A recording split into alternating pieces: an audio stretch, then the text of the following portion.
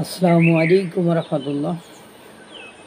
ওই আমরা যখন ছোট ছিলাম তখন ওই মানুষের যদি ঘন ঘন বিপদ আসতো তো তখন ওই এলাকার কিছু মূর্খ লোক ছিল, তারা বলছে এদের তো তোমার কুফা লাগছে, কুফা তুমি একটা কাজ করো, এই যে 2 ডেক খিচুড়ি রান্না করে এলাকার লোকের একটু মিলাদ পড়ায় খাইতে দাও, তোমাকে দেখানে তোমার কুফা সেরে যাবে না। মানে কুফা বলতে তোমার এই আপাত বিপদ বালা মুসিবত এগুলো কেটে যাবে না। তো লোকটি মূর্খ, কিছু তো করারও নেই, ধার করে হোক দিনা করে হোক যেভাবেই হোক 1-2 ডেক খিচুড়ি রান্না করে আত্মীয় স্বজন দাওয়াত দিয়ে এলাকার লোকের দাওয়াত দিয়ে খাওয়াইতো।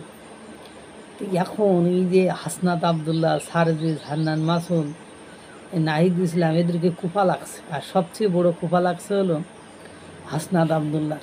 সে সব জায়গায় নাক গলায়, সব জায়গায় মানে উচ্চস্বরে কথা বলে, মানে এরকম হয় যে মুখে কোনো লাগাম নেই, মানে যা মন চাই তাই বলে আসতেছে, বলে যাচ্ছে।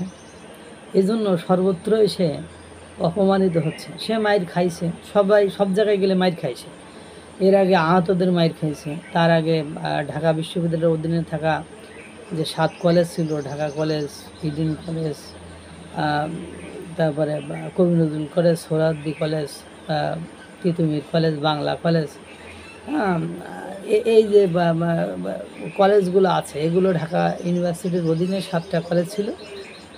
তারা একটা আন্দোলন করতেছিল, সেই আন্দোলনের মাথা করে সেখানে যে মাইর খাইছে, আহতদের মাইর খাইছে। চট্টগ্রামে সেই আইনজীবী হত্যা, আলিফ হত্যা হওয়ার পরে সেখান থেকে ফেরার সময় নাকি কে বা কারা তার গাড়িতে ধাক্কা দিয়ে হত্যা করতে চেয়েছিল। অবশ্য এই বিষয়টা ওদিনকার পরে আর আমরা কোনোদিন শুনিনি, কাউকে গ্রেপ্তার করতেও শুনিনি, যদি প্রাথমিক পর্যায়ে রাজুতে আই বলে একটু মিছিল মিটিং হয়েছিল। এরপরে আপনার কিছুদিন আগে যে গাজীপুরে মাইর খাইল, তার আগে সেনাবাহিনীতে যে থ্রেট খাইল, মানে সেনাবাহিনীর ভেতরে যে থ্রেট খাইল, তারপরে গতকালকে একেবারে বিএনপি ভৈরা দিচ্ছে।